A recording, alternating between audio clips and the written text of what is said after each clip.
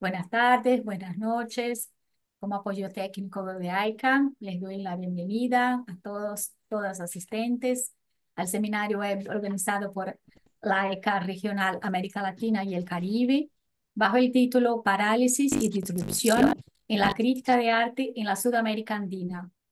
El evento está siendo grabado y va a estar disponible en el canal YouTube de AICA International. Por favor, mantenga sus micrófonos cerrados y puede utilizar el chat para poner sus preguntas y todas las preguntas van a ser contestadas al final de las ponencias. Les deseamos que bien disfruten del seminario y vamos a empezar con la apertura oficial con Lisbeth Rebolo. Buenas tardes a todos. Es un gusto estar con ustedes en esta tarde de trabajo. Este es el segundo seminario organizado por las AICAs de América Latina y el Caribe, de la serie de seminarios que hemos preparado para el año 2024. Este seminario discute la parálisis y la disrupción en la crítica de arte en nuestra región latinoamericana y caribeña. Hoy el foco estará en Sudamérica. Participan colegas de Argentina, Chile y Paraguay. Una de nuestras ideas en esta serie de seminarios es discutir la división que ocurre entre 1960 y el año 2000, entre la crítica que se hace en las universidades y la crítica que se desarrolla por los profesionales en los medios de comunicación. Pero también hablamos del trabajo de los principales críticos en nuestros países. Hoy tenemos la participación de Mercedes Pérez Bergliafa, de AICA Argentina, de Gustavo Leiva Quijada, de AICA Chile, y de Damián Cabrera, de AICA Paraguay. Empezaremos con Mercedes Pérez, voy a presentarla. Es profesora de grado y posgrado de estudios curatoriales, curadoría educativa e historia de la fotografía en la Universidad Nacional de las Artes, la UNAM. También trabaja en el área de los museos nacionales de Argentina e investigando el patrimonio fotográfico antiguo de la ciudad de Buenos Aires. Coordina las jornadas sobre historia, ciencia y fotografía en la Universidad Nacional desde el año 2022 hasta la actualidad y las jornadas sobre curaduría educativa en la misma universidad desde el año 2016. Y coordina también los laboratorios sobre crítica de arte de la Fundación Telefónica, la Fundación PROA y el MACBA desde el año 2011 hasta la actualidad. Desde 2003, Mercedes trabaja en diferentes medios de comunicación como crítica de arte. Mercedes, por favor, tome la palabra.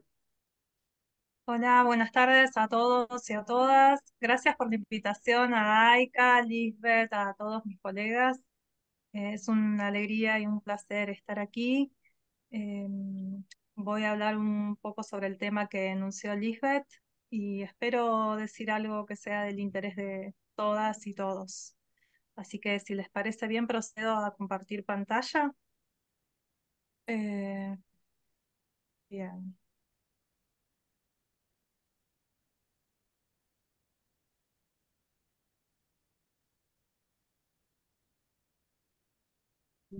Ustedes me dirán si se ve bien.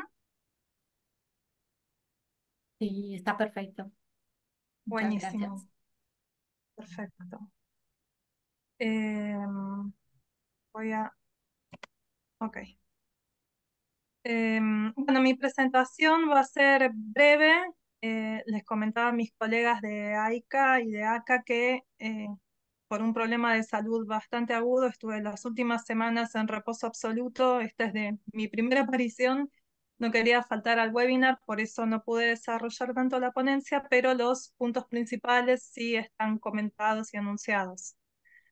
Y bien, dentro del marco del tema que nos convoca, parálisis y disrupción en la crítica de arte de la Sudamérica Andina, yo voy a hablar sobre el punto ciego de las sobre las formas de hacer y no hacer crítica de arte en la Argentina en este periodo entre 1960 y los años 2000, que es un periodo amplio, del cual solo voy a tomar unas muy pocas características y a unos muy pocos protagonistas. Sí me gustaría anunciar a amigos, amigas, colegas, profesionales que vienen trabajando y realizando trabajos acerca de los discursos de la crítica de arte en la Argentina, y ellos son Oscar Steinberg, Eliseo Verón, Marita Soto, Oscar Traversa, Gastón Cingolani, Sergio Mollinedo, Sergio Ramos, Daniela Koldovsky, Florencia Suárez Guerrini, Berenice Gustavino, Fabiana Servitio, Laura Malosetti Costa, Diana Wexler, José Luis Petri, María José Herrera, Andrea Giunta y María Cristina Rossi. Y también, a ver, ellos provienen sobre todo del ámbito académico, pero también las producciones que venimos elaborando en los laboratorios de crítica de arte en Fundación Telefónica, Proa Macra y alguna universidad desde el año 2011, hace una apertura y mezcla el mundo académico con el mundo de los periodistas, y se invita a quienes se están realizando sobre todo crítica de arte en medios masivos, especialmente gráfica, a participar y hacer una metacrítica de sus labores, ¿no? En este sentido, voy a mencionar que me sitúo dentro de este marco como una persona que produce, que crea crítica de arte y no realiza tanto producciones acerca de la crítica, aunque sí me pregunto y me intriga mucho el quehacer mismo, y me realizo constantemente preguntas sobre el propio quehacer. Es desde aquí donde yo me voy a situar para presentar lo que deseo presentar. Son las formas de jugar con las reglas de un género determinado, en este caso la crítica de arte, y con los recursos del lenguaje. Dicho de otra forma, son los modos de hacer de la crítica, ¿no? El estilo, los modos de hacer de la crítica, es con lo que una juega. Y también juego con las preguntas acerca de ese quehacer y de esos estilos, que son creativos además. Y no se asocia tanto la crítica de arte a una producción creativa, pero creo que hay formas más creativas y más estandarizadas de producirla. Bien. Vamos a hablar también sobre metacrítica en esta presentación, desde una posición de observación de segundo orden. Esto quiere decir que es un observador de observaciones. Es un observador que observa las producciones de un crítico, el que va a analizar desde esta posición. Para la observación de un segundo orden, entonces, ese es el posicionamiento que menciono. Y voy a contemplar la crítica de arte como una práctica social performativa dentro del campo intelectual, como una actividad ligada al campo político, en tanto promotora y distribuidora de valores simbólicos, condicionada y condicionadora al resto de los agentes del campo artístico, como una práctica social vinculada al periodismo cultural, sobre todo de gráfica, como una práctica social vinculada a los medios masivos, especialmente los gráficos, que son sobre los que más conozco, dada mi actividad pasada de 20 años en el diario Clarín, como práctica administradora de poder, como una práctica que no reflexiona sobre sí misma en general, y esto es algo que voy a mencionar después, sobre lo que voy a volver a medida que vayamos avanzando en la presentación, y la crítica de arte como una práctica que sí reflexiona sobre sí misma. Estas dos posiciones, ¿no?, que van y vienen en algunos casos. Hay una relación del crítico con lo que se le manifiesta como obra de arte. Eso se dibuja sobre un fondo de expectativas, ¿no? Y ese fondo de expectativas determina su reconocimiento social, el reconocimiento social de su práctica. Hay un universo operacional que hace posible a la crítica también. Permanece en un punto ciego el universo operacional que impide al crítico observar su propia actividad de observación. Por eso se habla de un observador en primer grado y un observador en segundo grado, ¿no? Como críticos de arte que produce crítica, entonces somos observadores de primer grado. Bien. En la Argentina, y lo vamos a ver ahora cuando mencione ejemplos, la crítica de arte nunca se transformó en un oficio o trabajo único. Los críticos ejercemos la crítica en paralelo a otras profesiones o trabajos más estables y mejor pagos, con una delimitación social más definida también. Los críticos de arte en la Argentina somos también docentes, gestores culturales, conservadores, marchands, escritores, artistas. Algunos ejercen o ejercemos como periodistas, entre otras actividades. Desde los años 60 hasta los años 2000, que fue el marco de tiempo que nos habían pedido que delimitáramos, voy a mencionar algunos de los críticos y críticas que han tenido mayor presencia en diversos circuitos del mundo de la crítica y diversas instituciones o no, o medios, y en determinadas décadas. Desde los 60 hacia los 2000, en orden cronológico, Jorge Romero Best, Cayetano Córdoba Iturburu, Oscar Mazota, Marta Traba, Samuel Paz, Rafael Esquirru, Jorge Glusberg, Fermín Febre, Guillermo Whitelaw Whitelaw. Ya más entre los 90 y los 2000, Osvaldo Sbanazzini, Beli Perazo, Rosa María Ravera. Ya acercándonos más hacia los 2000, Victoria Berlichak, Ana Martínez Quijano, Laura Feinsilver, Fabián Levenglick, Ana María Batistosi, Alberto Tito Giudici y Carlos Espartaco junto a Federico Clem. Aquí voy a mencionar de estos críticos y críticas que actuaron entre los años 90 y los 2000, sobre todo, que es la última parte del periodo que nos habían pedido delimitáramos. Voy a hacer un apartado con quienes realizaron una producción crítica, así como una producción académica, una producción crítica de divulgación y una producción crítica académica especializada, y allí podríamos situar a Sbanazzini, Perazo y Ravera. Y después, por otro lado, quienes trabajaron en medios masivos de comunicación sin tener necesariamente una ubicación ni producción académica, como Victoria Berlichak, proveniente del periodismo, al igual que Ana Martínez Quijano y Laura Feinsilver. Fabián Levenglick viene del mundo de las letras, pero trabaja en un medio gráfico masivo. Ana María Batistosi, de la historia del arte, trabajando en un medio gráfico masivo. Alberto Tito Giudici, del periodismo, en un medio gráfico masivo. Y el caso de Carlos Espartaco y Federico Clem es esta asociación entre un crítico de arte y un coleccionista mecenas. Tuvieron participación en programas de cables, tuvieron su propio programa, El Banquete Telemático, y Carlos Espartaco elaboraba los guiones y los contenidos junto a Federico Clem, que lo presentaba. Pero fue un caso atípico, no se movían dentro del ámbito del periodismo masivo, gráfico, ni del ámbito académico, sino que Clem subvencionaba esta producción, ¿no? Y la elaboraba junto con Carlos Espartaco, quien era crítico. Estas producciones del Banquete Telemático pueden encontrarse en YouTube. Bien, y me habían pedido que tomara como dos figuras de la crítica de arte argentina para detenerme en ellas y elaborar la presentación escrita luego.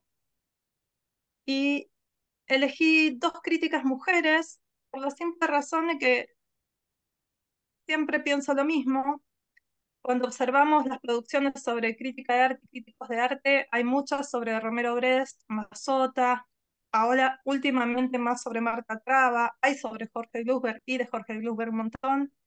Hay menos producciones sobre las críticas de arte mujeres.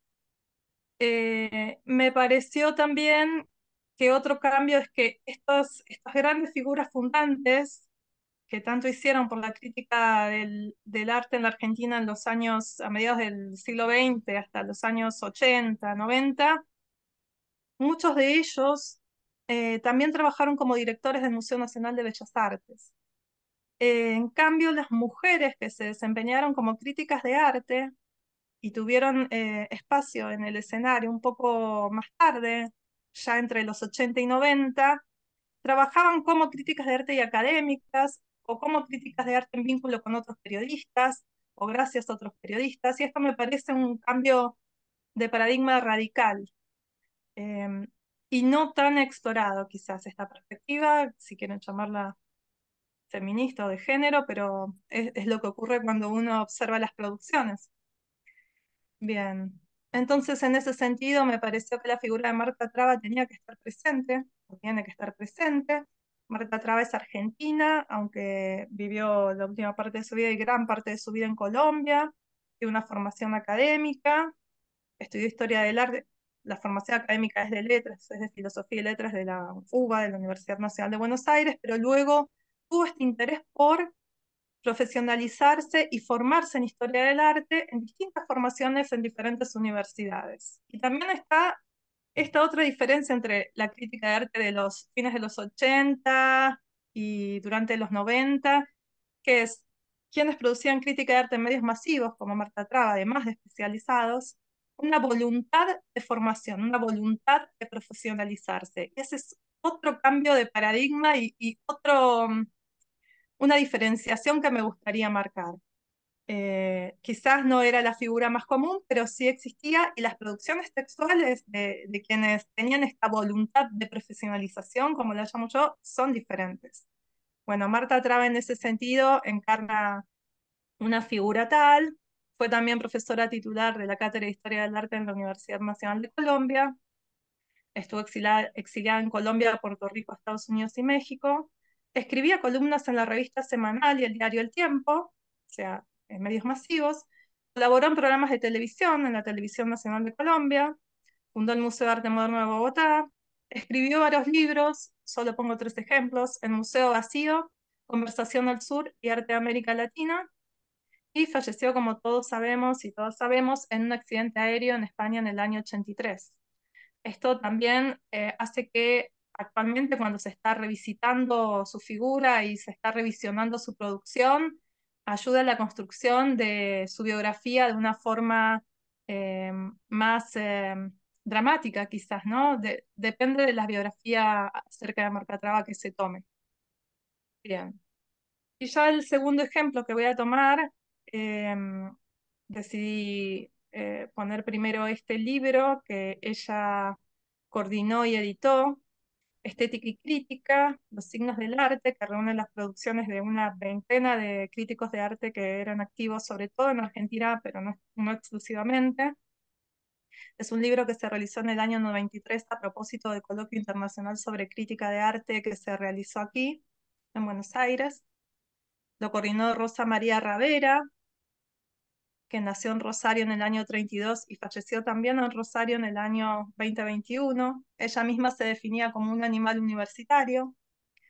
Es graduada o fue graduada en filosofía por la Universidad Nacional del Litoral, en Rosario. Se describía como pintora. Ella decía acerca de esto: como era una pasión, la pintura la dejé. Quizás sea por eso que la dejé, mencionaba, ¿no? Fue profesora titular en la Universidad Nacional de Rosario, la Universidad Nacional de Buenos Aires y la Universidad Nacional de La Plata. Fue miembro de número de la Academia Nacional de Bellas Artes, presidenta de la Asociación Argentina de Estética, vicepresidenta de la Asociación Argentina de Críticos de Arte, directora de la revista Gritex, codirectora de la revista de Estética del Centro de Arte y Comunicación del CAIC, tan importante en los años 70 aquí en la Argentina, y fue traductora de obras de Umberto Eco, Gianni Battimo y Luigi Piris, ¿no? Bien, estos son los dos ejemplos que quería traer a colación, que son los que voy a analizar en el texto, en el escrito. Brevemente, muy brevemente, quería presentar desde dónde van a ser analizados y hacer estas diferenciaciones entre observadores de primer y segundo orden, entre qué tipos de producciones y desde dónde se están realizando, la diferencia entre los críticos entre los años 70 y 80 en Argentina y ya la producción crítica más de los 90, y quiénes estaban escribiendo sobre crítica de arte, cómo y por qué. Respecto al ámbito académico y los medios masivos, hay diferenciaciones y pocas veces hay coincidencias en cuanto es una sola persona la que está produciendo para los dos ámbitos a la par. Bueno, esto es todo. Muchas gracias por la atención y espero explayarme más en el texto. Gracias. Bueno, gracias a ti por esta presentación que nos traes.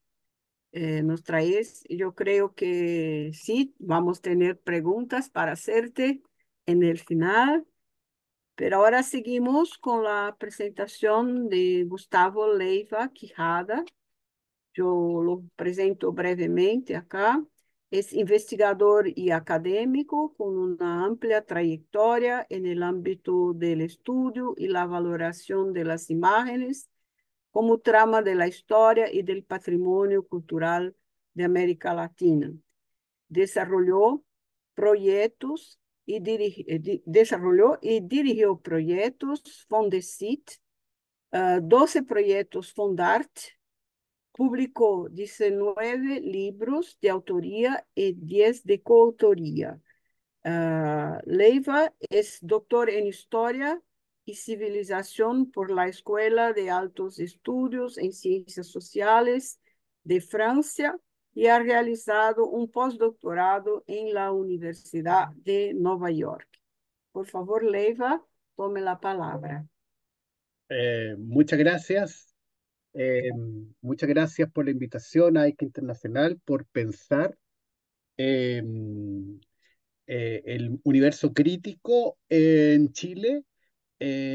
Yo, a propósito del lenguaje utilizado por Mercedes, ¿cierto? Voy a escribir a esta suerte de metacrítica que vamos a realizar, ¿cierto? Con este ejercicio, porque vamos a mirar el ejercicio crítico desde una visión global.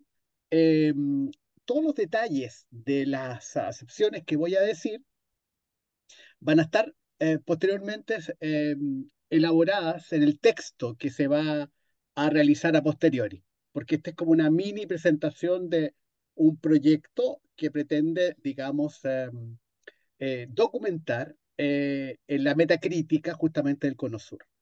Así que en esa perspectiva pensé algo relativamente pedagógico que se entendiera, y quería mencionar 4 hitos que son, perdón, sí, no, puedes poner eso.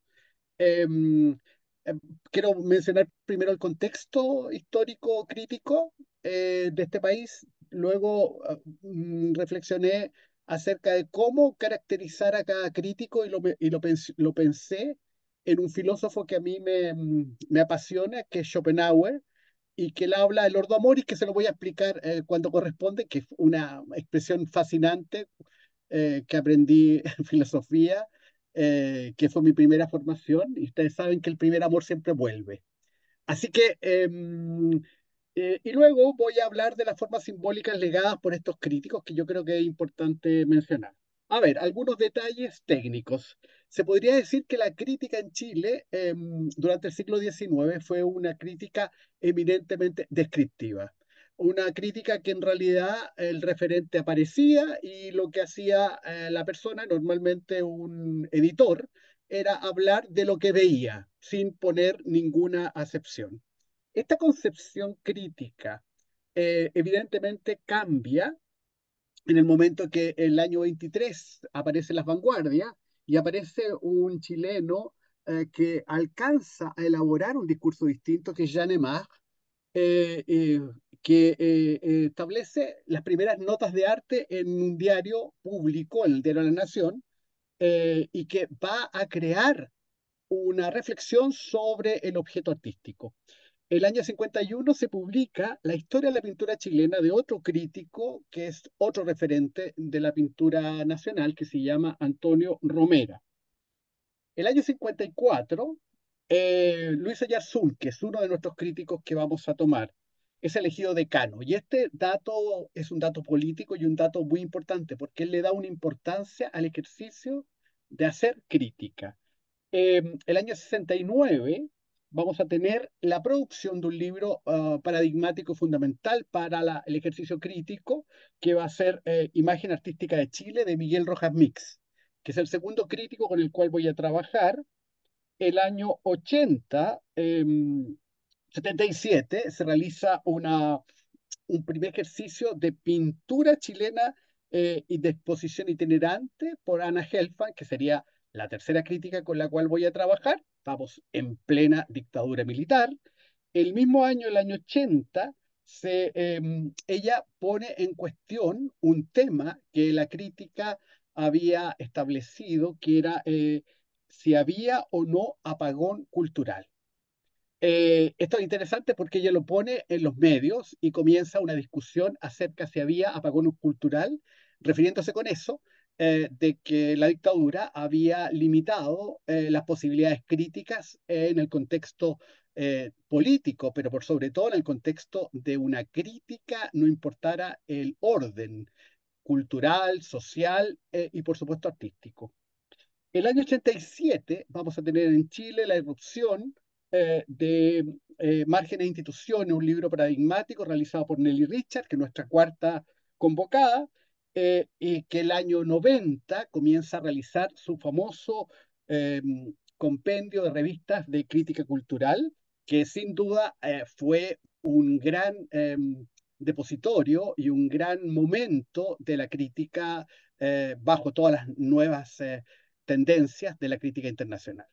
Así que eso es un poquito grosso modo el contexto histórico. Yo quería mostrar la segunda diapositiva, que en el fondo, si pueden cambiar, eso, que pensé cómo elaborar pedagógicamente las perspectivas críticas con las cuales se trabaja la crítica o se ha trabajado la crítica en Chile. Primero, la del 19, la crítica descriptiva, que podemos hablar de muchos personajes, a lo menos unos 6, 7 personajes que son críticos, ligados a un medio, ligados a una prensa escrita, lo que Ramos habla a la República de las Letras. Está muy, muy unido a la República de las Letras. Después, a partir de las vanguardias, con Jean Aimard, comienza una crítica formalista, una crítica que se preocupa ya de elementos técnicos, pero que en cierta medida también su lenguaje lo hace alejarse del público general, pero al mismo tiempo se especializa. A partir de la década del 50 vamos a ver una crítica marxista, particularmente en los medios de la izquierda chilena, alguna prensa y revistas ligadas a una izquierda militante, y a partir de la dictadura militar, definitivamente, 1973, particularmente 1974, una crítica liberal. Una crítica liberal de un doble cuño, por liberal en el pensamiento, pero conservadora en lo valórico. Entonces, se establece una suerte de contradicción respecto al liberalismo original. Y finalmente, una crítica deconstructiva que la veremos desde el trabajo de Nelly Richard del 87 y lo que significa escena de avanzada y todas las nuevas tendencias artísticas que los artistas, la escena artística está elaborando y también los discursos que comienzan a permear. Veamos la próxima.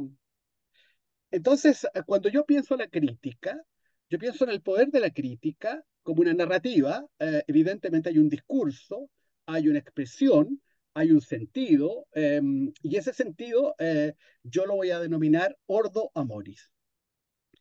Es importante el medio, el espacio donde se realiza y el prestigio de ese medio. En Chile, desgraciadamente, casi todos los medios están cooptados por un eje central, que sería la presencia del diario El Mercurio, que es un diario conservador, y que sin duda marca una tendencia también de la propia crítica que llega en masividad al resto de las personas. Y finalmente, el efecto de esa crítica en el circuito, ya sea del arte, pero también de la cultura. A veces es muy explícita, es decir, que enuncia, levanta y sostiene ciertos artistas, o a veces simbólica, porque quedan artistas ignorados y sabemos que el silencio es también presencia. Entonces, me parece que el ejercicio crítico, digamos, de una u otra manera imbrica esta serie de elementos de carácter teórico que desarrollaré en el texto escrito. Veamos la próxima. Por favor, el próximo slide. Gracias. Los críticos seleccionados son 4. Luis Oyarzún, Miguel Rojas Mix, Ana Helfand y Nelly Richard. Me parece interesante porque lo pensé paritariamente. Estamos en Chile en una línea que me parece muy democrática y muy pertinente de pensar lo masculino y lo femenino y pensar al mismo tiempo sus discursividades. Eh, los dos primeros, Luis Oyarzún fue un personaje con el cual yo no alcancé a relacionarme porque muere el año 72. Pero yo estuve en la Facultad de Filosofía de la Universidad de Chile, donde estudié originalmente, y estaba la presencia de los discípulos de Luis Oyarzún. Así que por lo tanto puedo hablar con bastante pertinencia del legado de Luis Oyarzún. Eh, Miguel Rocamix sí lo conocí. En mi doctorado en París, yo quise que fuera uno de mis profesores cuando di el examen, um, pero no lo aceptaron porque correspondía a otra línea de investigación. Pero con él tuve mucho contacto, conversé con él muchas veces y me pareció una persona muy interesante, noble y por otro lado apasionada por las mismas cosas que me apasionan a mí, que son las imágenes. Ara Helfman la conocí tangencialmente porque en ese momento yo era un joven estudiante y después profesor de filosofía, y entonces tuve que ir muchas veces al centro de investigaciones que era el Departamento de Estudios Culturales de Extensión Cultural del Mineduc, donde ella ejercía el rol de directora en algún momento. Y en el Research sí he tenido el contacto de estar con ella. De hecho, mi primera tesis de estética la realizo en torno um, al libro Márgenes e Instituciones. Entonces, por lo tanto, de una u otra manera, a todos estos críticos con los cuales me he movido. Veamos la próxima diapositiva. Oyarzún. El centro de Oyarzún es una pasión que se desencadena en el siglo XIX de descubrir quiénes somos los chilenos, quiénes somos los que vivimos acá. Estudió Derecho, Filosofía y después se fue a perfeccionar con un curso de estética de un año sabático en la Universidad de Londres. Fue decano de la Universidad de Chile de Bellas Artes y director posteriormente de Extensión Cultural de la Universidad Austral en Valdivia. Contribuyó con un premio a recordar quizás el elemento más, podríamos decir, certero de su reflexión, que se anticipa a esta relación entre lo estético y la naturaleza. Es el primer pensamiento ecológico estético que se establece en Chile. Al decir qué somos, al responder qué es lo que somos los chilenos, él va a decir naturaleza. Y en ese sentido va a ser muy interesante su aporte, porque si bien él viene de una tradición ligada al pensamiento heideggeriano, al pensamiento alemán, va de una u otra manera a abrir ese pensamiento alemán a las consideraciones propiamente latinoamericanas. Veamos el próximo slide. Entonces ahí menciono el Ordo Moris. ¿Qué es el Ordo Moris? El Ordo Moris equivaldría a la palabra pasión, pero es más que eso. El Ordo Moris son las cosas que a uno lo mueven. Eso dice Schopenhauer. Si uno tiene claro los Ordo Moris, empieza a funcionar muy bien el mundo. Y entonces si yo tengo que centrar el Ordo Moris de Luis Oyarzún, yo diría que es sentido e identidad. Esos son los grandes temas. Identidad, por cuanto le interesa saber la identidad de los entes que habitan en este territorio. Pero al mismo tiempo se da cuenta de la extrañeza que despierta esto de pensar la identidad y al mismo tiempo de diferenciarse. Como viene de un pensamiento existencialista muy profundo y muy marcado por toda su generación, entonces el sentido de extrañeza es esto de habitar en el mundo, ¿cierto? Y de darnos cuenta que habitamos en el mundo. La identidad es un gran proceso de búsqueda y que está presente en todos sus libros.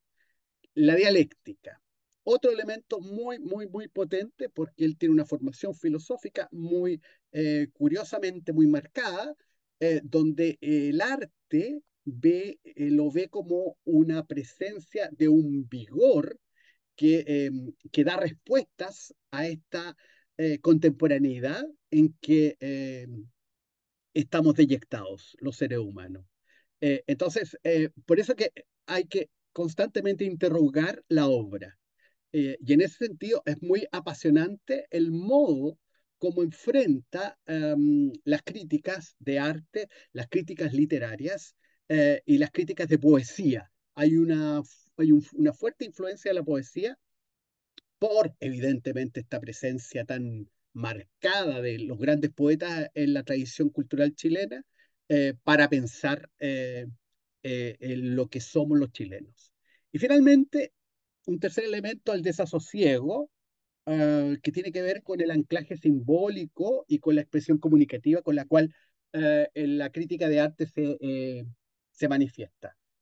Acaban de terminar sus recopilaciones de todos sus artículos de prensa, etcétera, em, sus meditaciones estéticas, su defensa de la cultura chilena, defensa de la tierra, etcétera, etcétera, escritura de alta tensión. Estoy mencionando libros que tienen que ver con juntar el acervo para determinar finalmente cuáles son estos anclajes simbólicos y frente a este deambular y este estado, ¿cierto?, de búsqueda, cómo establecer anclajes.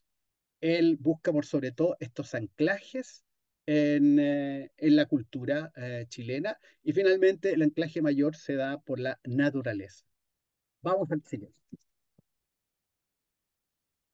Miguel Rojas Mix, como les decía, un profesor licenciado en Derecho, profesor de Historia y Geografía, fue profesor de numerosas universidades, recibió numerosas doctorados honoris causa, fue profesor de la Sorbonne, pero particularmente desarrolló su labor cuando yo lo conocí en París 8, eh, que era Vincennes, que era el París de la Revolución del 68 y que después se pasa a París 8 en Saint-Denis.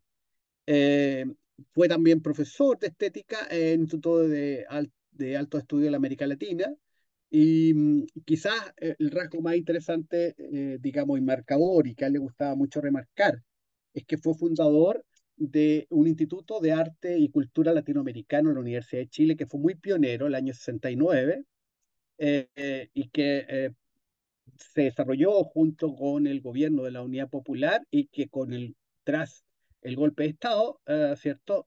Se termina y quedó todo un proyecto latinoamericano, de reflexión latinoamericana, pero que continúa, y aquí viene lo fascinante, a través de un museo que es el Museo de la Solidaridad. Entonces, ese proyecto original se va matizando y se va reformulando en la medida que está en la diáspora y que se reflexiona sobre Latinoamérica, pero ya no desde Latinoamérica, sino desde Europa. Eso, fue también durante mucho tiempo director del Instituto de Cooperación Iberoamericana, un personaje muy activo, muy interesante, muy apasionado. Él comenzó siendo ligado a las iconografías. Veamos el próximo slide. Él estudió en Alemania su doctorado y ahí está, digamos, de una u otra manera, su Ordo Amoris. A él le interesaba la praxis comunitaria, le interesaba dialogar de manera constante y por eso que la foto que elegí fue eso, el diálogo con los profesores, el diálogo con los alumnos, la preocupación y la interrogante. Él escribió muchísimo sobre América, sobre Latinoamérica, y el gran tema que uno conoce, los trabajos de Miguel Ramírez, tienen que ver con lo imaginario. Y en ese sentido, él realiza una crítica universitaria, ¿cierto? Frente a la crítica de medio, él particularmente está en la crítica universitaria. Le interesa dentro de esa estructura los acervos y renombrar o nominalizar la importancia de la sociedad del conocimiento frente a la economía del conocimiento, que ha sido quizás la tónica más marcada en la cultura latinoamericana y particularmente en las prácticas culturales chilenas. Pero no niega la fuerza y la densidad que el poder tiene frente a las estrategias artísticas. Entonces, en ese sentido, la apropiación de las imágenes le interesó mucho cómo se vio América Latina para los europeos Y en las prácticas culturales le interesaron cosas muy variadas, desde la organización del espacio en las plazas principales, por ejemplo, de toda América Latina, así como la caricatura, por ejemplo, que sería otro fenómeno cultural y práctica cultural muy precisa, ¿cierto? Que da cuenta de un momento, pero al mismo tiempo da cuenta de una vivacidad creativa. Eh, es un personaje y es un crítico tremendamente comprometido con este proyecto latinoamericano. La tercera, vamos a la siguiente slide. Anna Helfand, profesora de Historia de la Cultura de la Universidad de Chile y profesora de Historia y Estética de la Universidad Técnica del Estado. Crítica durante mucho tiempo del diario El Cronista. Es interesante porque eh, mientras yo estaba investigando a ella, que no la conocí, o sea, la conocí, como les digo, de referencia cuando yo tuve que ir a esas oficinas del Ministerio de Educación, pero me sorprendió que encontré estudios críticos en el año 52, 53, o sea, muy tempranamente, en una revista de referencia de la Universidad de Concepción, en el sur de Chile, y entonces quedé sorprendido de la profundidad digamos, que lograba con sus artículos muy temprano. Ella debe haber tenido 20, 30 años y comienza ya a elaborar todo un discurso donde el leitmotiv central va a ser el paisaje. La respuesta, ¿quiénes somos los chilenos? La respuesta de ella va a ser paisaje. Problema de Anna Helfand, veamos la slide siguiente, es que resulta que cuando ocurre la dictadura militar, buena parte de los artistas y buena parte del aparataje crítico se va al exilio o simplemente, ¿cierto?, va a otros lugares. Y entonces ella asume junto a tres personeros lo que podría ser el aparataje cultural del gobierno militar.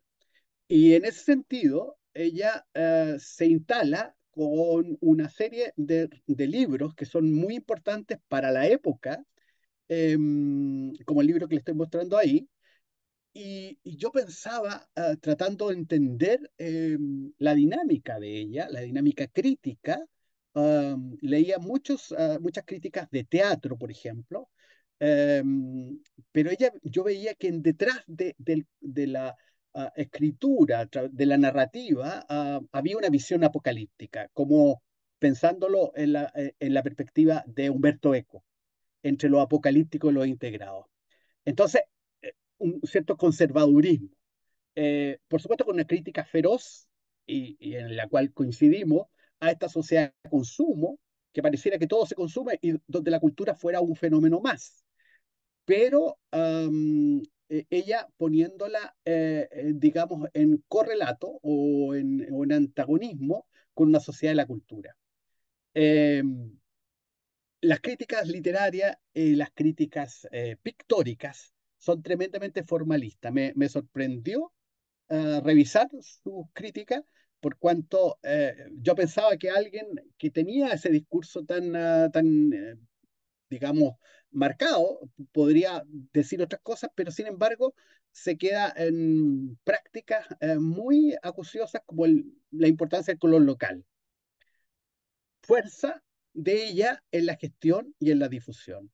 Es alguien que llegó a Chile huyendo de las guerras europeas con su familia rumana y que estuvo ligado también con la guerra civil española. Entonces, un personaje muy interesante que es la que más me intriga y que es la que más quiero saber. Funcionaria. Hay un pensamiento funcionario eh, en, en su ordenamiento crítico, que yo lo encuentro bien interesante para establecer correlato entre lo que pueden ser las dictaduras y los lo que de una otra manera, ¿cierto?, se ha establecido como esta suerte de aparataje que ordenó, en cierta medida, en la cultura, la dictadura militar chilena. Vamos a la tercera persona. Bueno, Nelly, nacida y criada en Francia, estudió literatura. Ella viene de una práctica, ¿cierto?, escritural.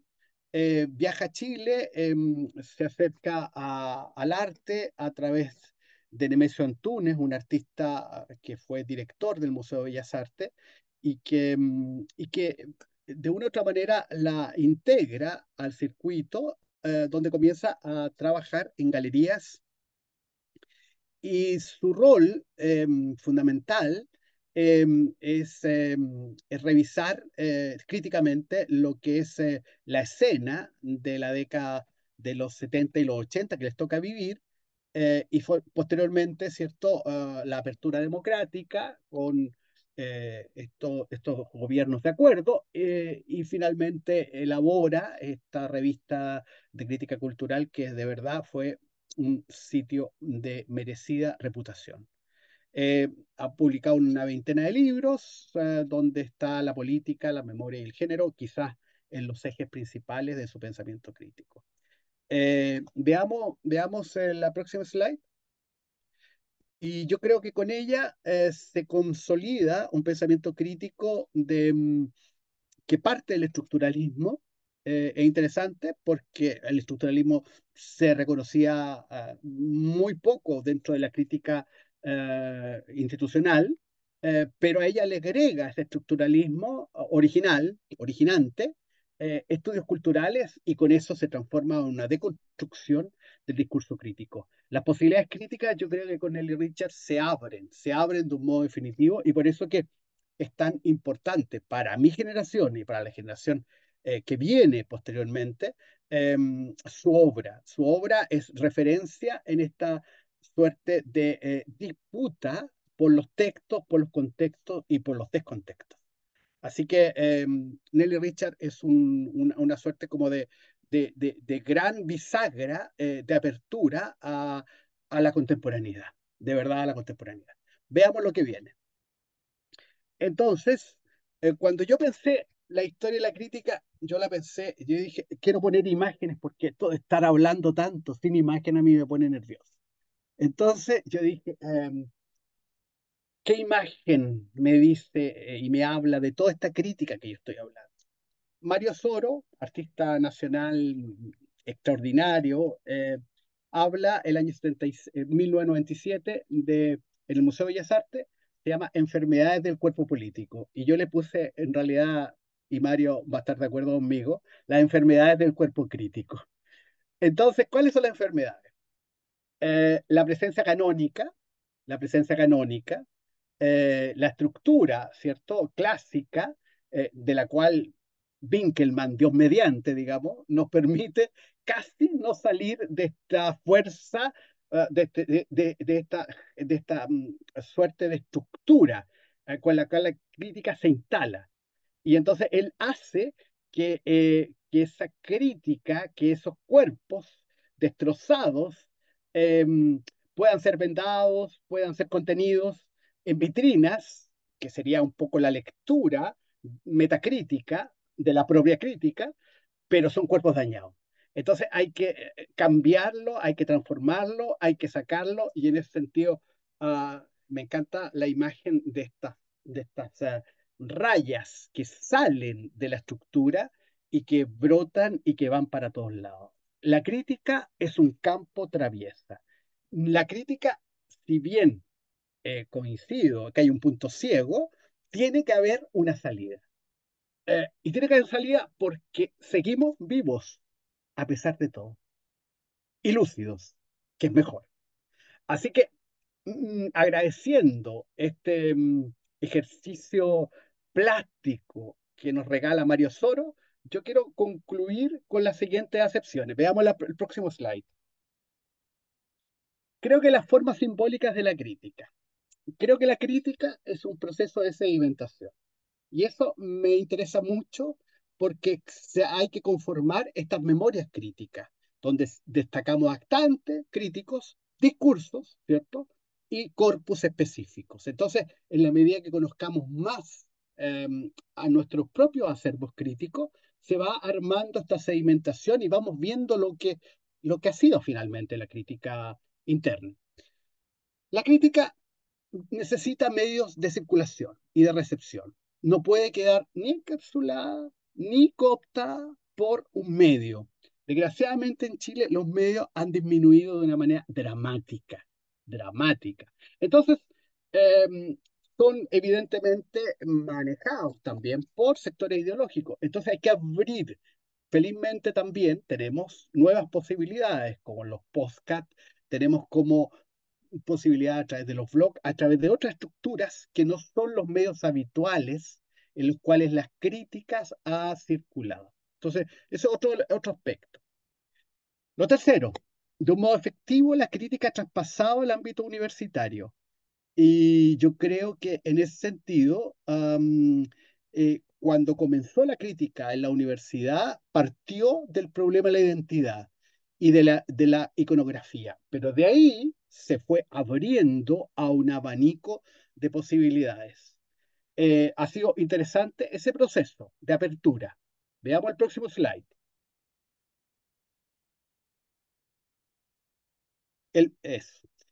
Y entonces, evidentemente que uno podría poner la crítica a lo imaginario impositivo, ya sea de los medios, de la obsesión de los medios de pautear la crítica, o del Estado, ¿cierto? Tuvimos experiencias traumáticas donde el Estado manejó lo que entendía por cultura y entendía por memoria. Entonces, es una memoria, en el caso de la dictadura militar chilena, no ligados al futuro, sino ligado al pasado, al reconocimiento de una identidad chilena que estaba construida o armada en el siglo XIX. Y en ese sentido, creo que la apertura es hacia las diferencias, entendido en el concepto, digamos, actual de las diferencias. Diferencia bajo todo amplitud, digamos, posible. Los colectivos, las autonomías poéticas, los discursos originales y originantes. Creo que la crítica se tiene que permear con estas nuevas emergencias. Y finalmente, hay que decir que hay una ausencia notoria en este país, al menos, de crítica en aspectos súper específicos. Por ejemplo, no hay crítica de las artes industriales, no hay crítica de la fotografía, no hay crítica del diseño, no hay crítica de los nuevos medios, no hay crítica del cuerpo-acción, de la performance. Menos hay crítica en estos momentos sobre lo que se está haciendo con los jóvenes artistas, el mundo digital y la inteligencia artificial. Y es ahí donde nosotros tenemos que apuntar. Tenemos que abrir estos cauces para que también esos espacios sean de una otra manera, ¿cierto?, comprendidos, analizados y puestos también en valor por el discurso crítico. Eso. Muchas gracias. Muchas gracias, Gonzalo, por tu presentación. Una presentación muy densa, con muchas informaciones, que nos hace pensar en la trayectoria misma de la crítica en distintos momentos de nuestra historia. Por supuesto, los presentes tendrán cuestiones para que presentar, pero lo haremos en el final. Ahora sí vamos a continuar con la parte de las ponencias y yo invito a Damián Cabrera para que participe ahora presentando su ponencia, pero antes hago también una breve presentación. Damián Cabrera es escritor, investigador. Nació en Asunción, Paraguay, en 1984, pero creció en el Alto Paraná, en la frontera con Brasil. Es autor de textos de ficción, ensayos narrativos y textos críticos. Tanto sus obras de ficción como sus ensayos se concentran en la investigación de la realidad de la triple frontera, especialmente en las relaciones entre Brasil y Paraguay. Es autor de muchos textos y estudió, se graduó en la Facultad de Filosofía de la Universidad Nacional del Este, en la Ciudad del Este de Paraguay, y es magíster en Filosofía por el programa de posgrado en Estudios Culturales de la Escuela de Artes, Ciencias y Humanidades de la Universidad de São Paulo. Él integra el colectivo Ediciones de la URA, es coordinador de la Red de Conceptualismo del Sur y trabaja como coordinador del Departamento de Educación, de Documentación e Investigaciones del Centro de Artes Visuales Museo del Barro. Es docente universitario. En este momento es también uno de los directores de AICA Paraguay. Entonces, ahora la palabra con Damián Cabrera. Muchísimas gracias, Lisbeth. Muchas gracias a todos por acompañarnos también. Voy a hacer una presentación sumamente sintética, centrada en el trabajo de un crítico de arte paraguayo que es Ticio Escobar. Seguramente el nombre, la figura y el actor más relevante en el campo de la crítica de arte en nuestro país, que no obstante tiene otra historia con otra complejidad y con otras coyunturas que seguramente valdrá la pena exponer en otro momento. Me quiero centrar sobre todo en algunos trabajos fundamentales de Ticio y en el modo en que estos discursos críticos que él construyó y que sostuvo a lo largo de años, no solamente por escrito, sino también a partir de un trabajo pedagógico para universitario en el marco del seminario Espacio Crítica que él coordina, del cual es fundador. Cómo estos discursos en cierta medida se centran en el trabajo sobre categorías que permiten la visibilidad o el reconocimiento de ciertas prácticas poético-estéticas que de otra manera no tendrían cabida, sobre todo partiendo de los criterios de las artes con mayúscula y de la estética con mayúsculas también. Eh, Sobre todo, su pensamiento se instituye a través de la escritura como una forma de configuración operativa de un campo, ¿no?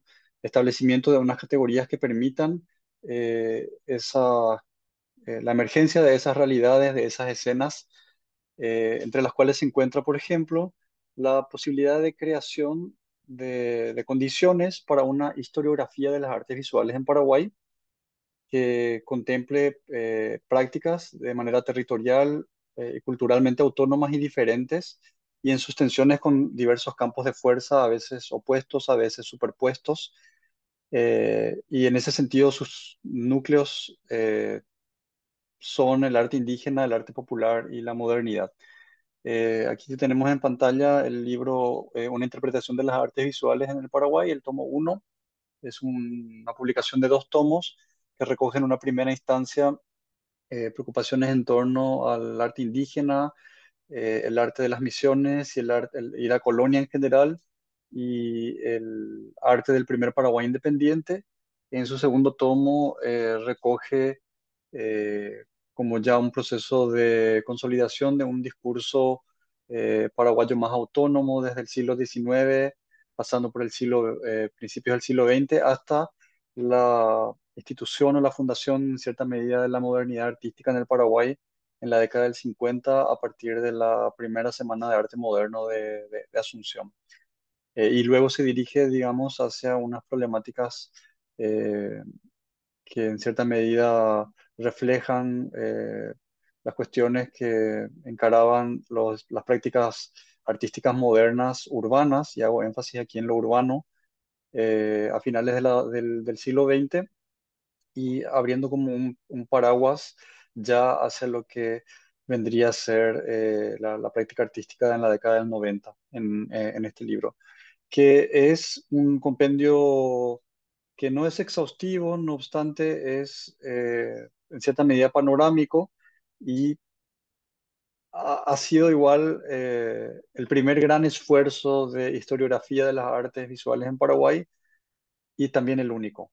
No ha habido otra interpretación de las artes visuales en Paraguay que haya tenido este carácter panorámico tan, tan amplio como el que presentó Ticio Escobar. Traigo aquí a colación una pequeña cita de Ticio, de una interpretación de las artes visuales que dice: consideramos los fenómenos estéticos en cuanto expresivos de sus propias condiciones históricas y analizamos el conflicto cultural como imposición de nuevas pautas o como asimilación de las mismas en función de un desarrollo cultural propio.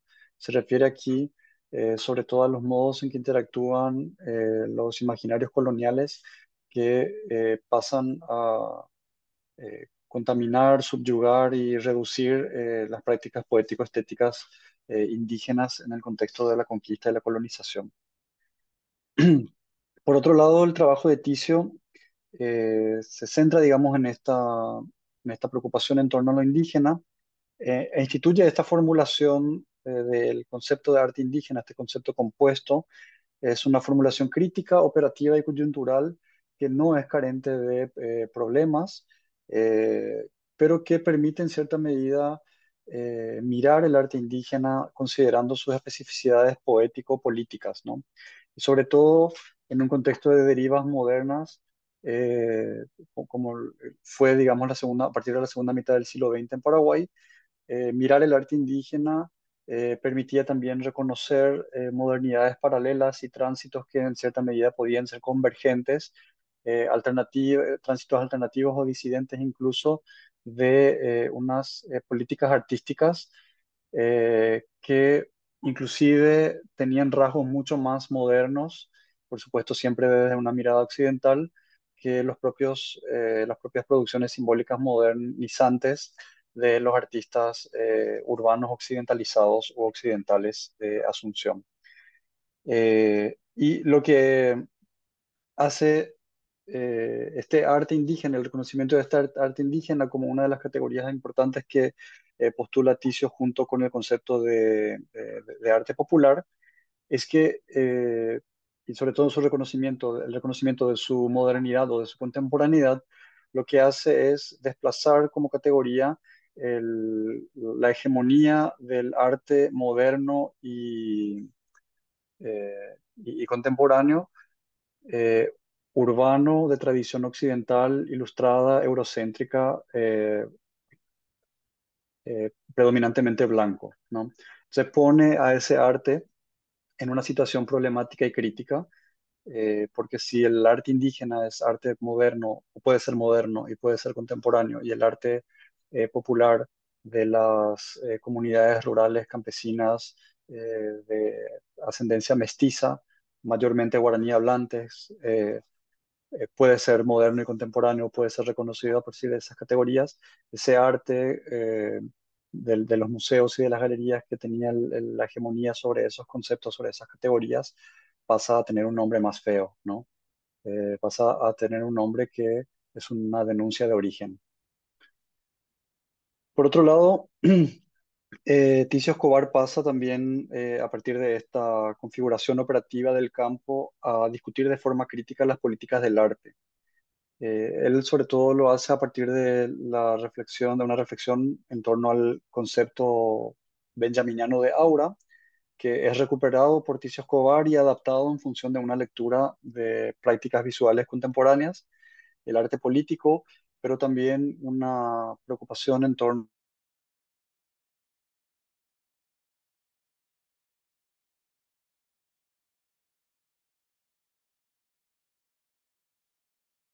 de las prácticas ceremoniales populares. Y que en cierta medida esto yo considero como una actualización del concepto de aura, que ofrece como este movimiento pendular y que es reivindicador también de ciertas distancias auráticas, ¿no?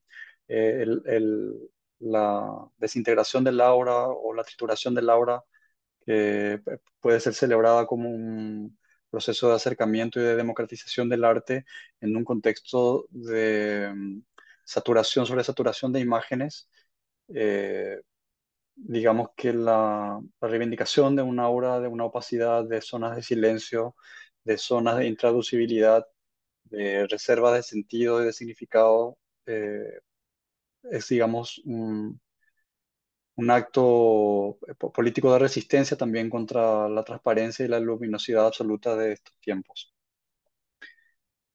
Eh, por otro lado, bueno, aquí, a ver, voy a compartir precisamente el libro La belleza de los otros, arte indígena del Paraguay.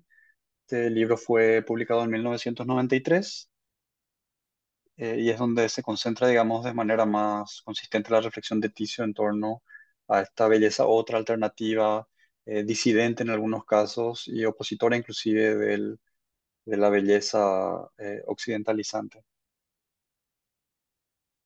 Lo que admitimos en llamar arte indígena, dice Ticio, no puede sin más ser aislado del intrincado conjunto social y aparece enredado en la trama de sus muchas formas, con las que termina por confundirse siempre. Eh, aquí Ticio Escobar en cierta medida opone dos movimientos, dos orientaciones que en términos cartesianos podrían ser verticales y horizontales. Si el arte moderno es la máxima verticalidad que reclama su autonomía, el arte contemporáneo está siempre abierto a una horizontalización de sus discursos, de sus lógicas y de sus funciones también, ¿no? Abierto a funciones políticas, abierto a funciones de protesta, abierto a formas o modos relacionales. Y en cierta medida el arte indígena anticipa o es vanguardia, en tanto es horizontal de origen, ¿no? Puesto que está comprometido con ritos sociales, con formas sociales, con economías, y por supuesto la economía simbólica está presente también en ese sentido. Por último, Ticio, bueno, aquí en el mito del arte, el mito del pueblo, él trabaja la categoría o el concepto de arte popular. Traigo aquí otra cita de él. La ambigüedad de los contornos del concepto arte popular es responsable de otra dificultad. Aunque lo artístico popular tuviera un terreno propio, este sería confuso y poco apto para las delimitaciones precisas que necesita la estética. Por supuesto, este libro fue publicado en 1987 originalmente. Entonces, en aquel momento en que todavía los paradigmas de lo contemporáneo en clave de horizontalidad no estaban plenamente definidos, el pensamiento y el discurso del arte con mayúsculas podría no considerar la artisticidad de ciertas prácticas ceremoniales, rituales, o que estarían como clasificadas en este ámbito subalternizante de lo artesanal, por ejemplo, ¿no? Y la defensa aquí de la categoría de arte popular que hace Ticio Escobar desplaza un poco ese lugar un poco clausurante del pensamiento artístico más conservador, ¿no? Y sobre todo el pensamiento crítico más conservador.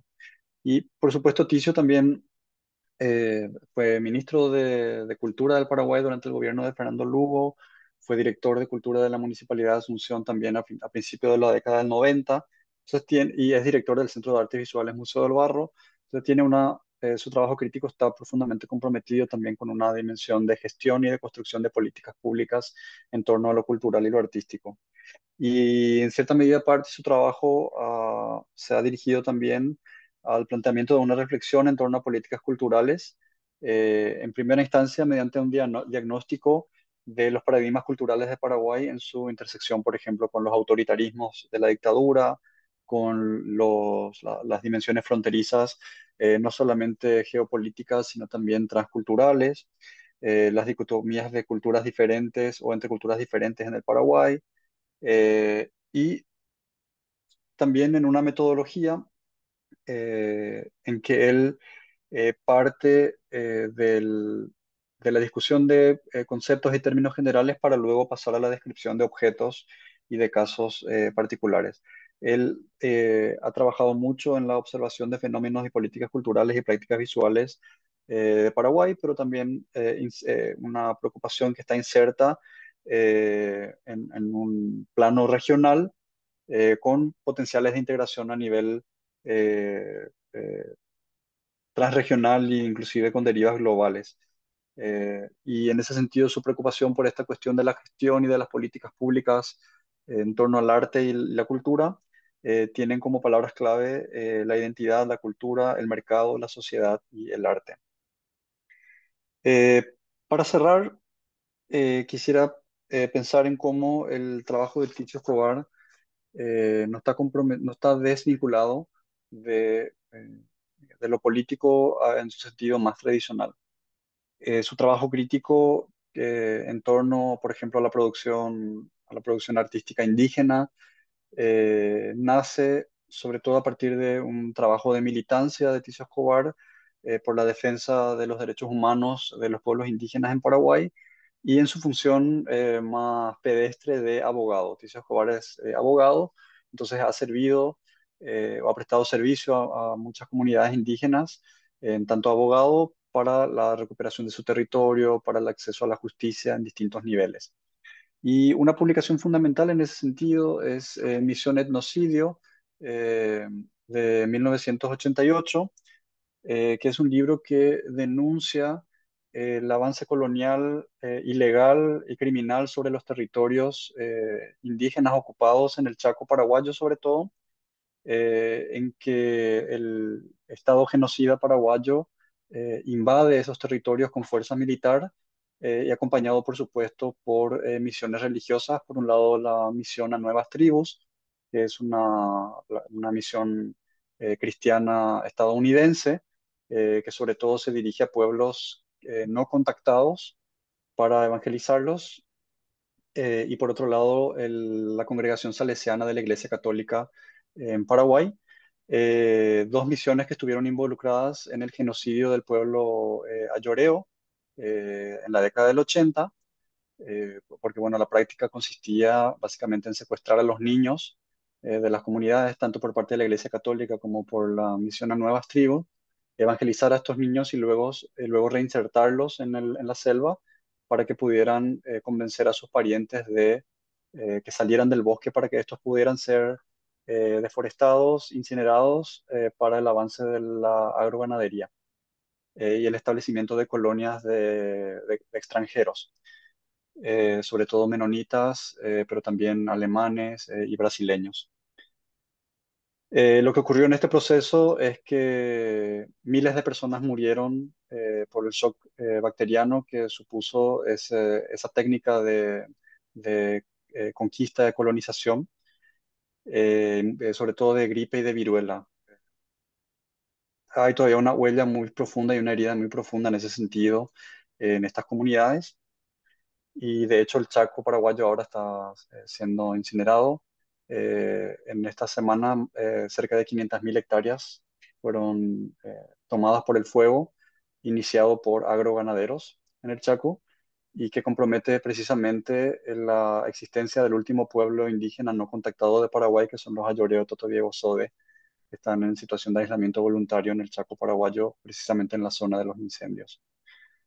Dice Ticho Escobar respecto a esas prácticas. Eso se llama lisa y llanamente etnocidio, etnocidio institucionalizado, etnocidio sistemático, más allá de los objetivos redentores declarados. La consecuencia del desmantelamiento de las culturas propias es la resignada sumisión del indígena y su integración, degradada siempre al modelo civilizatorio occidental.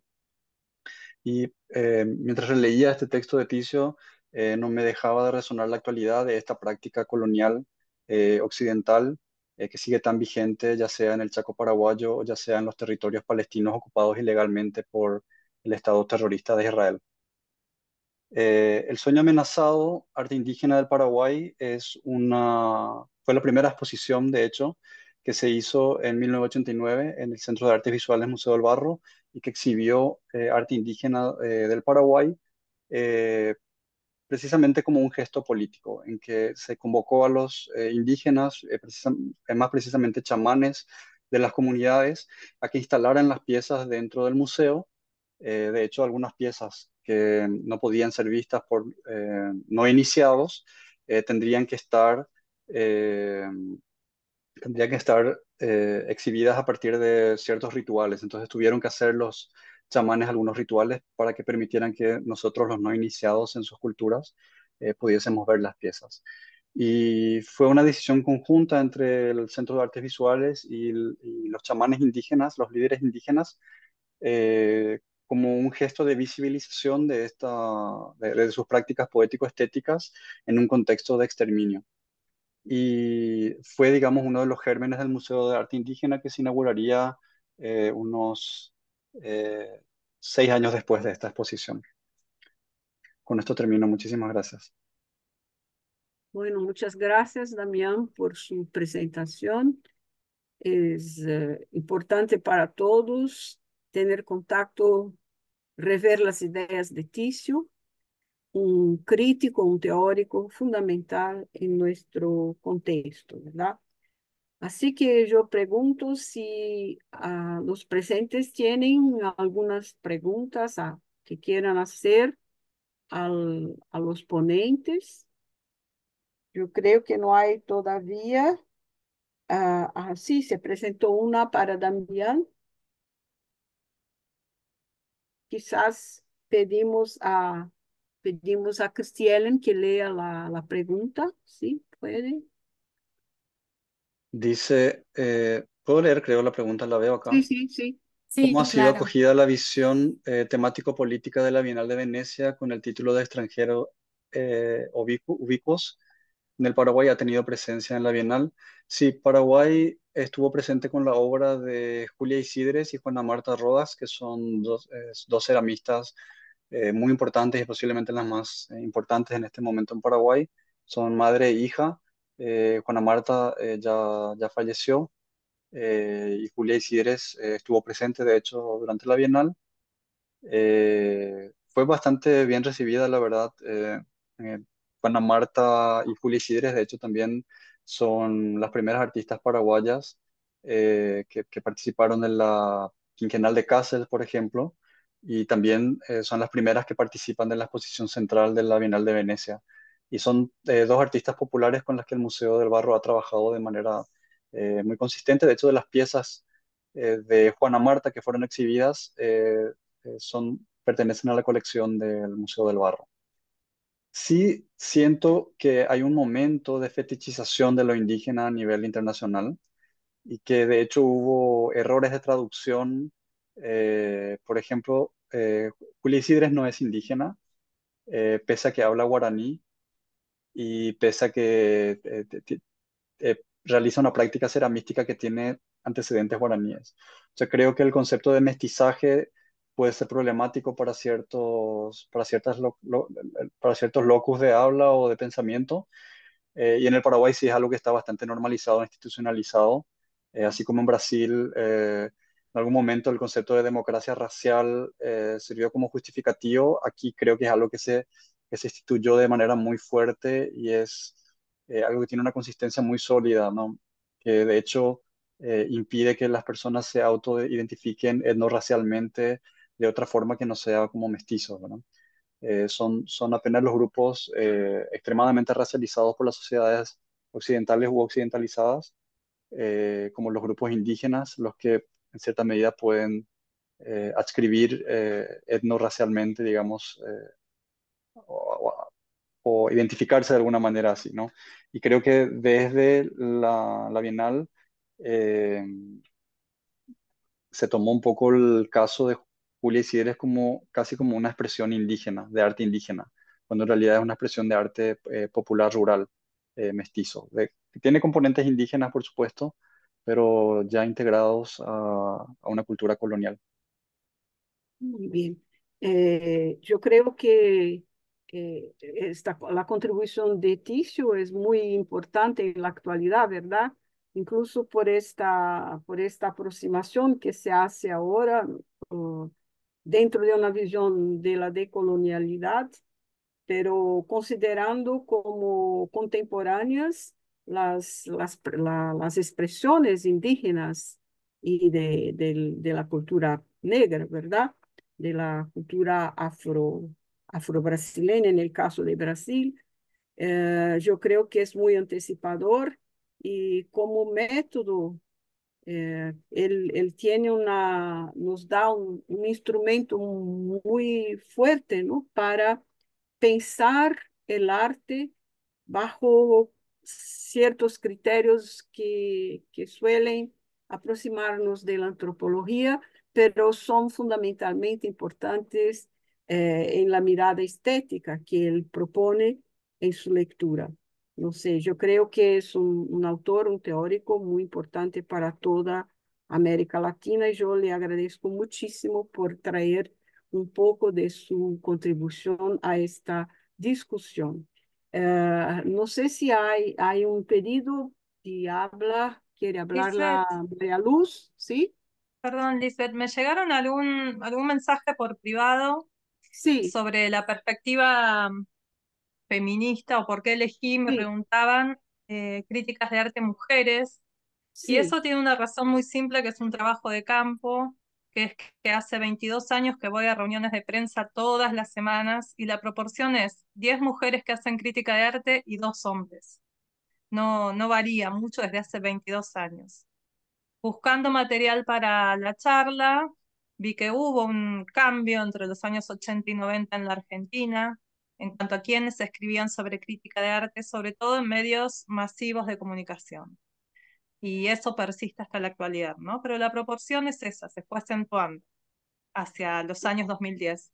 Una mención más que yo me limité hasta el año 2000, no quise hablar sobre los cambios tecnológicos vinculados a la crítica de arte, a pesar de haber hecho 2 laboratorios en Fundación Telefónica sobre crítica de arte y nuevas tecnologías en los años 2010-2011. Pero sí me gustaría mencionar que el marco temporal que ustedes nos dieron, que llegaba hasta el año 2000, en el año 2000 no se utilizaba Internet para escribir crítica de arte en medios masivos ni académicos tampoco, y los medios, los dispositivos que comenzaban a circular eran la BlueBerry y el Beeper, ¿no? Entonces, esas eran las herramientas, además de las bibliotecas y la academia, y las propias exposiciones e instituciones y agentes de los sistemas del arte con los que los críticos y las críticas tenían que trabajar. Esas 2 menciones solamente. sí. Y bueno, yo tendría para ti una pregunta también. Primero, ¿por qué consideras Marta Traba esencial en la historia de arte argentina? Porque yo creo que la reivindica mucho los colombianos, ¿verdad? ¿Y Sí, cuál sí. sería la conexión, una breve visión de la conexión desde su trabajo sobre las 2 décadas vulnerables y el trabajo que hizo en el Museo de Arte Moderno, ¿no? En los museos de arte moderno contemporáneo de Colombia? Sí, es una respuesta bastante simple en realidad. Cuando uno revisa qué críticas de arte mujeres estaban activas entre los años 70 y 80 en la Argentina, no había tantas críticas de arte mujeres activas con voz pública. Marta Traba era una de ellas exiliada, ¿no? No Argentina, es verdad, hay una disputa ahí por la identidad, digamos. Pero, pero bueno, me pareció interesante tomarla, especialmente ahora que en el año 2021-2022 salió un libro nuevo sobre ella, escrito por una crítica de arte argentina, Victoria Berlichak, una biografía con una visión nueva sobre su vida y su trabajo. Y me parece que está siendo revisitada desde distintas perspectivas por autores y críticos y críticas nacionales argentinos, ¿no? Muy bien. Hay una pregunta de María Luz Cárdenas, yo creo, sí, María Sí, Luz. sí, justamente, Lisbeth. Bueno, primero, muchas gracias a todos, excelentes reflexiones. Bueno, Conticio es una figura rectora en el pensamiento crítico en América Latina. Va justamente a lo que señalaba Mercedes y la importancia de Marta Traba también en Venezuela. Marta Traba tuvo una influencia para quienes nos estábamos formando en aquellos años, este, y su libro Mirar en Caracas es, digamos, un punto, una clave para entender los procesos de la crítica de arte y la relación con lo que estaba sucediendo con el cinetismo, con sus clases. Fue una figura realmente importante. No se puede entender la crítica de arte en Venezuela sin la influencia de Marta. Entonces, yo creo que es de esos seres que irradian Sí.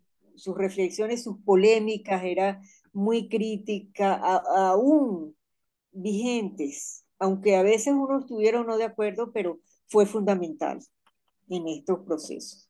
Gracias. Gracias. ¿Quieres contestar Perdón, algo? Lisbeth. No, quería agregar una cosa, me parece súper atinada, súper pertinente, coincido con lo que dice María Luz, muchas gracias por totalmente. Y otra característica que me hizo pensar a la hora de seleccionar quiénes estaban produciendo sobre crítica de arte y por qué en el periodo que ustedes nos delimitaron fue que Marta Traba tuvo un desembarco en la televisión abierta. Hacer crítica de arte en televisión abierta, ni siquiera cuando la televisión abierta tenía sus puntos de rating entre los años 90 y 2000, o tenía sus puntos del rating al máximo, existía la crítica de arte en televisión abierta, lo cual me parece que alguien haga crítica de arte en televisión abierta de forma regular, me parece totalmente, bastante inusual, no totalmente, pero bastante inusual en América del Sur, ¿no? En América Latina. Esa fue otra de las razones por las que me interesó detenerme en la figura de Marta Traba. Bueno, gracias. Y para Leiva, yo también tendría una pregunta. Me gustaría mucho de escucharlo sobre qué relación se puede establecer entre el momento primero, quizás más próximo de la cuestión de la modernidad, de la cuestión de las vanguardias que tenemos con Jean Aymar, y después en la contemporaneidad con la Nelly Richards. Son los dos críticos fundamentalmente críticos que trabajan con la estética. Eh, por supuesto que no son, curiosamente, los dos con una clara influencia francesa. Quizás que pueda ser la marca más reconocible respecto a los discursos de reapropiación críticos. Por un lado, todo el pensamiento que tiene que ver con la vanguardia europea, la Escuela de París, en el caso de Jean Aimard, y en el caso de Richard, el estructuralismo y el postestructuralismo. Entonces, yo creo que lo que redunda el aporte de ambos es en un cambio paradigmático de texturas y de neologismos que apuntan a ser mucho más apropiados los nuevos recursos y las nuevas metodologías frente a la obra artística, a las creaciones nuevas, a las lecturas en conjunto. Y yo creo que en ese sentido hay una renovación interesante del aspecto crítico, porque es una lectura que no está cerrada, o no es oclusiva, sino que al contrario, es una crítica que se abre a las nuevas perspectivas. Y en ese sentido me parecen ambos personajes fascinantes por esta hendidura que logran como discurso crítico. Ya no es el discurso filosófico de la mayoría de los críticos que se formaron en la universidad y que tienen, ¿cierto?, como preocupaciones de carácter identitarias, sino más bien quieren ahondar en la propia vertiginosidad que presenta el objeto artístico. Y eso me parece siempre una aventura loable y me parece además el gran ejercicio que uno tiene que realizar hoy día frente a la multivariedad de objetos artísticos que podemos revisar. Gracias, Leiva. ¿Hay alguna pregunta para Gonzalo Leiva de ustedes? Bueno, hay un comentario en el chat sobre el seminario. Dice, estos seminarios ponen en evidencia que los críticos ya no se ocupan solo de la producción artística y de los fenómenos que a ella se vinculan. Hoy el crítico debe pensarse. ¿Alguien quiere comentar y abordar y pensar en la crítica de arte como tópico per se? Alguien puso este comentario. ¿Quieren ustedes, los miembros de ponentes, quieren hacer algún comentario sobre este pensamiento que nos fue enviado por el chat? No encuentro. Yo querría decir Sí, algo, Lisbeth. Es que sí, en momentos donde la crítica de arte comienza a desaparecer dentro del escenario cultural, porque hay cada vez, particularmente yo lo digo desde la experiencia de Chile, hay cada vez menos críticos. Hay una obsesión por la curatoría y todos se transforman en mm, curadores obsesivos. Entonces, frente a eso, el ejercicio crítico queda circunscrito a espacios bastante cerrados. Entonces, creo que es el momento de reivindicar que hay efectivamente una tradición de lectura crítica y por otro lado que hay críticos que arman esta suerte de estructura crítica para poner en su sitio la crítica artística como parte de la estructura digamos, recursiva de la cultura respectiva chilena en este caso. Entonces, reivindico la crítica con autonomía del medio, la crítica con autonomía del contexto histórico, pero sumergida en un medio y sumergida en un contexto histórico. muy bien. Bueno, Lisbeth, a mí me gustaría también agregar algo a este comentario, sí, tanto por que favor. mencionaba Gonzalo como el que mencionaba acá el colega que escribió en el chat, no sé su nombre, perdón, Sí, no pero parece. Muy me parece, bueno, gracias por el comentario porque me parece súper atinado lo que dice, súper pertinente también. Esto de que los críticos también deben pensarse, hoy en día se piensan y abordan y cuestionan su propio oficio, su propia producción, su propio quehacer, digamos, y hacen este trabajo de crítico y metacrítica.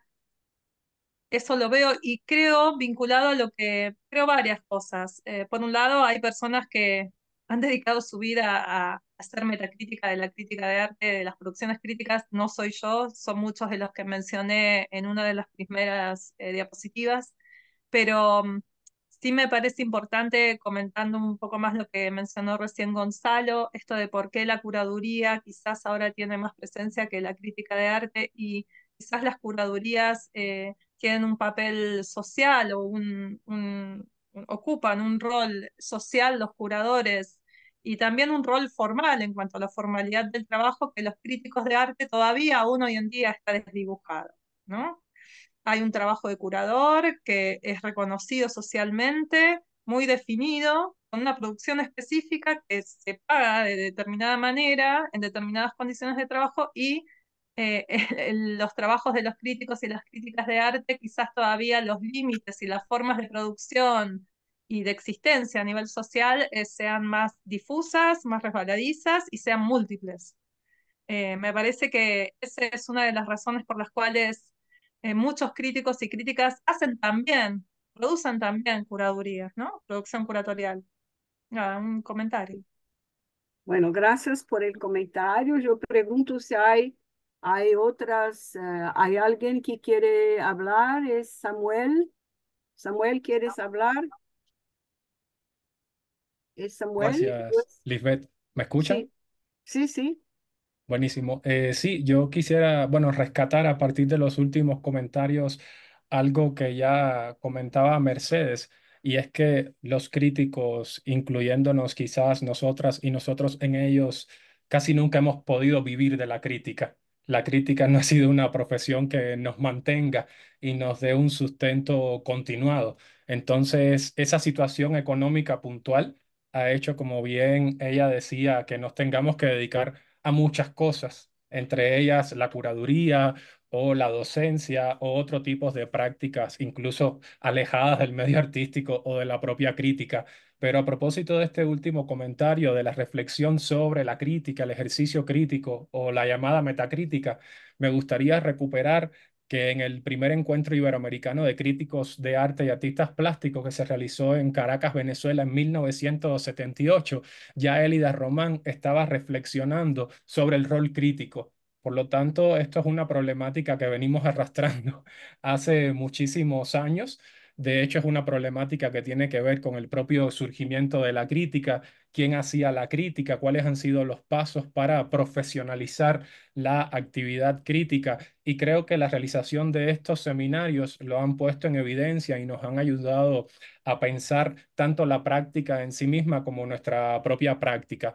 Porque justo recuperando lo que decía Mercedes, cuando pensamos en la reunión de prensa, esto es lo que genera, digamos, el enfrentamiento que ha de alguna manera motivado este grupo de webinars, ¿no? Entre periodistas, periodismo cultural y críticos y la crítica de arte, cuando en realidad, justo como mencionaba Gonzalo, muchas veces son los soportes donde circula la crítica lo que hace que nos decantemos por un ejercicio u otro, ¿no? Pensamos, bueno, si el crítico de arte escribe semanalmente en la prensa, está mucho más cercano al periodismo cultural o incluso a veces ante la ausencia de los críticos en la prensa, vemos a los periodistas ocupando el espacio del comentario cultural y eso es lo que analizamos como crítica de arte. De hecho, el propio Juan Carlos lo mencionaba en el encuentro anterior, como muchas veces los críticos no quieren hacer crítica, están los periodistas asumiendo estos espacios, pero los críticos sí aparecen para denunciar el intrusismo profesional.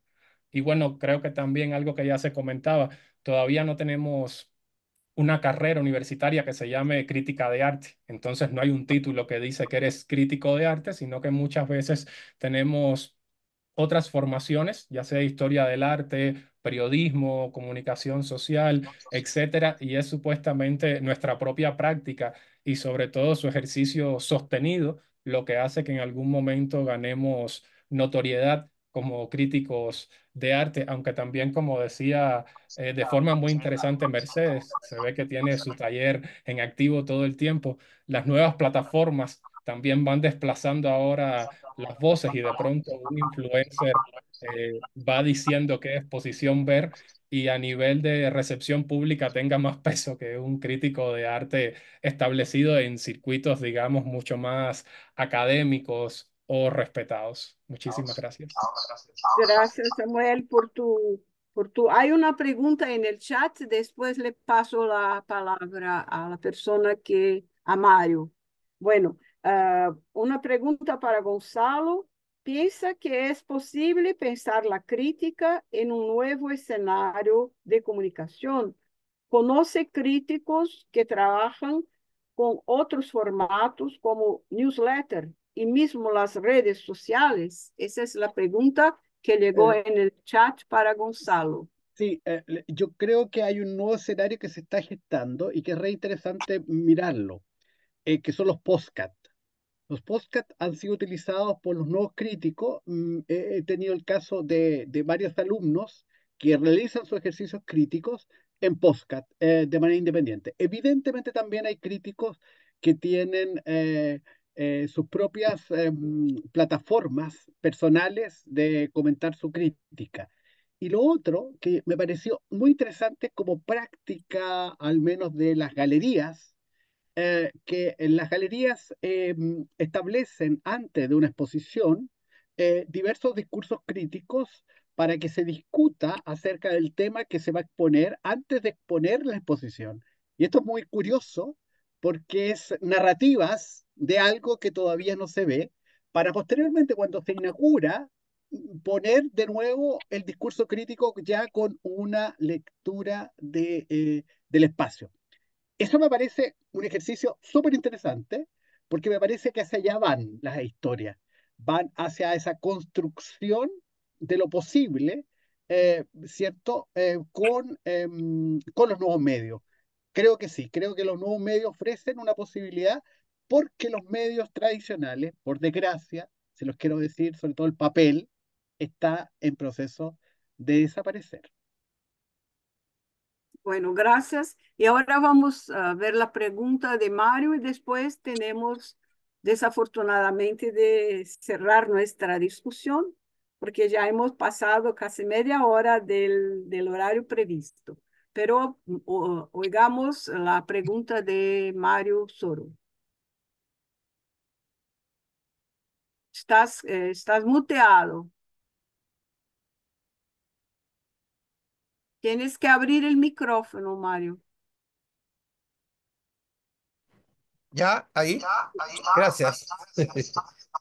Qué simbólico, ¿ah? Qué simbólico a propósito de las clausuras.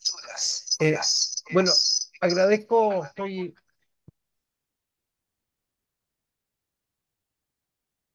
una cosa que es importante, el hecho de que de alguna manera este relevo, ya que se mencionó, de la captura de los medios, ya en el caso, cierto, de la estructura monopólica de los medios de derecha, ya, sobre todo en Chile, ya, yo quiero retrotraer un poquito a la inclusión en la presencia, digamos, crítica de arte, la figura de Nelly Richard, pero también otra figura capital, ya, que es Ronald Kay. Hay dos textos que son muy importantes. Lo mencionó Gonzalo, eh, el texto de Nelly Richard, ¿ya? Que fueron textos de catálogo, eso es muy importante. ¿Ya? Entonces, el texto de catálogo asume, digamos, una página en ese momento, pero al mismo tiempo también reponer una situación que tenía que ver con el estructuralismo, ¿ya? Eh, con la figura, digamos, de Ronald Kay. Ronald Kay hace una lectura histórica ya de la obra de arte en la época de su reproductibilidad técnica de Benjamin en el Instituto Francés. Eso fue como una bomba atómica, ¿ya? En el contexto de ese discurso formalista, impresionista, incluso yo diría, ¿ya? Que obligaba a toda la institucionalidad cultural, particularmente la de las universidades, ¿ya? A entrar en una interdisciplinariedad. Esa es la cuestión, ¿ya? Entonces, hoy día, el crítico guión, curador, ¿ya? Se ve obligado a entrar en el campo de la gestión, por ejemplo, a hacerse cargo de la dimensión teórica, de la dimensión operativa, pero también de las dimensiones distributivas, ¿ya? Y tanto así que esa operación fue descuidada por las propias institucionalidades universitarias. De hecho, yo fui cancelado en casi todas justamente por cuestionar ese modelo. Y hoy tengo mi universidad propia en mi casa, que se llama Universidad de Placeres, ¿ya? Cuyo lema es para de sufrir, concha de tu madre, ¿ya? CTM, ¿ya? O sea, una cosa horrorosa que es lanzar gente a un sistema, ¿ya? En el cual justamente estas tres funciones no han sido desarrolladas en el aparato, ¿ya? Eh, cultural de las universidades. Entonces hay un fraude. Y esto se repite en otras profesiones, ¿ya? Pero esto es muy grave, ¿ya? Entonces me parece súper importante, doy gracias a Gonzalo, a todos, ¿ya? Es muy importante que esto somos como fósiles, la verdad. Yo los veo a todos y me veo a mí como fósiles, digamos, ya luchando, digamos, en un campo de subsistencia, en una especie de gran barro, Museo del Barro de Paraguay para los críticos, ¿ya? Amén, hermanos. Gracias.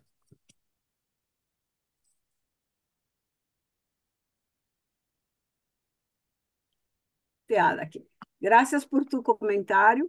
Y hablando del ejemplo del Museo de Barro, quizás podíamos encerrar nuestro encuentro pidiendo a Damián que nos diera cuál es su visión de la conexión, de la importancia del Museo del Barro para comprender el quehacer crítico de Ticio Escobar.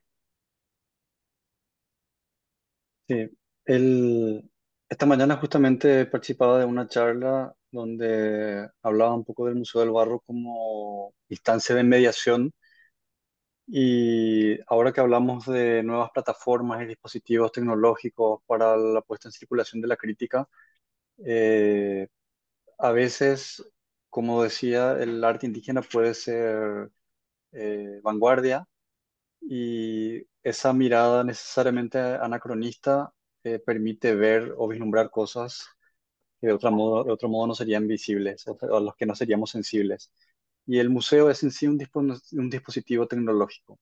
Una mesa es un dispositivo tecnológico en el que dos personas se confrontan y están expuestas al diálogo, a la discusión, a la disputa,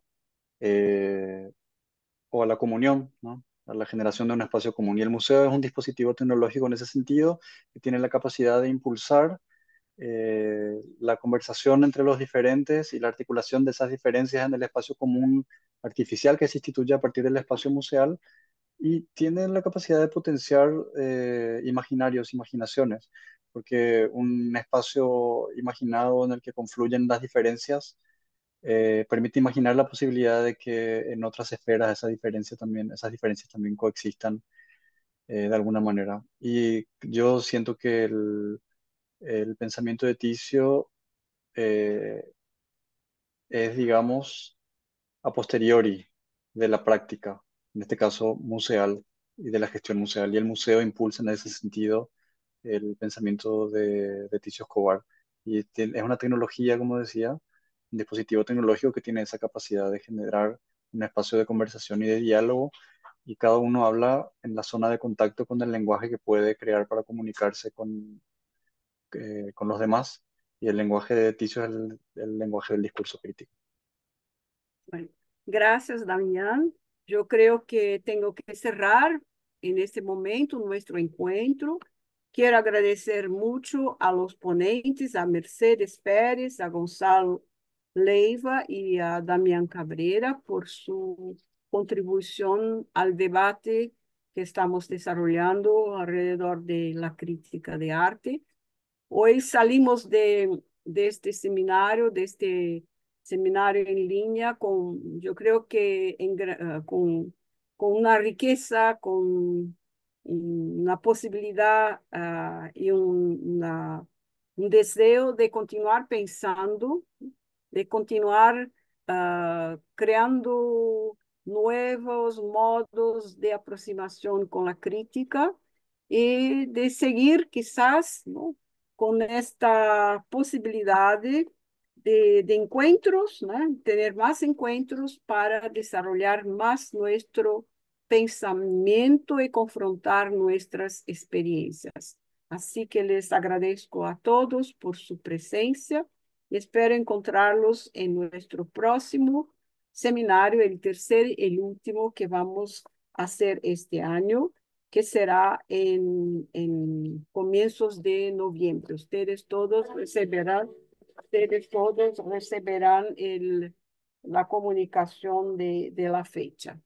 Bueno, muchas gracias a todos y hasta la próxima vez, hasta el próximo encuentro. Gracias.